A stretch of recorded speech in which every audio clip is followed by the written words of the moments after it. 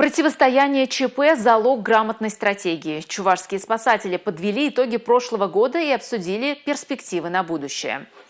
В Доме правительства прошел ежегодный учебно-методический сбор подразделений, которые отвечают за предупреждение и ликвидацию чрезвычайных ситуаций.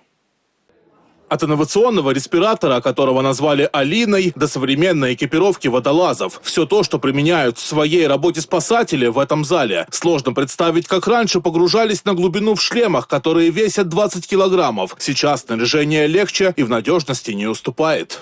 Большую часть работы мы выполняем в полнолицевых масках. Вот, весь полулицевая маска. В чем особенность?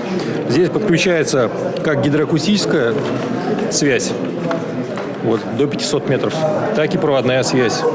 Проводная связь, сигнал по кабелю к водолазу, разговорная связь осуществляется.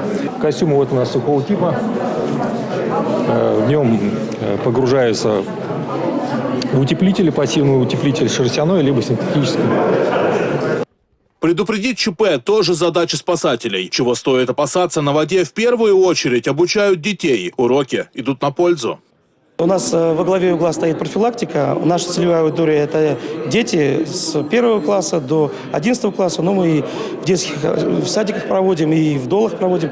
Наша основная задача – это обеспечение безопасности на воде, обучение населения правилам поведения на воде и в осенний, зимний период, в летний, в любой период года, чтобы могли дети правильно вести себя на воде, правильно оказывать помощь, ну и в целом безопасно проводить время у воды. Грамотная профилактика может спасти не одну жизнь. В прошлом году из-за купания в необорудованных местах погибли 4 ребенка, всего 35 человек. Еще одна угроза – пожары, хотя в республике их количество сократилось. Причина большинства ЧП – неосторожное обращение с огнем. Аэромобильная группировка Главного управления неоднократно привлекалась к ликвидации чрезвычайной ситуации по тушению лесных пожаров на территории Приволжского федерального округа. Это пожары 2021 года на территории Мордовского природного заповедника и 2022 год тушения лесного пожара в Воротынском районе Нижегородской области, где показало мужество, решительность и профессионализм при выполнении поставленных задач. Сейчас, отмечают, в Главном управлении МЧС по республике необходимо принять ряд важнейших правовых актов. В настоящее время требуется принятие постановления Кабинета министров Республики о порядке проведения эвакуационных мероприятий при угрозе возникновения или возникновения чрезвычайной ситуации природного и техногенного характера на территории Республики.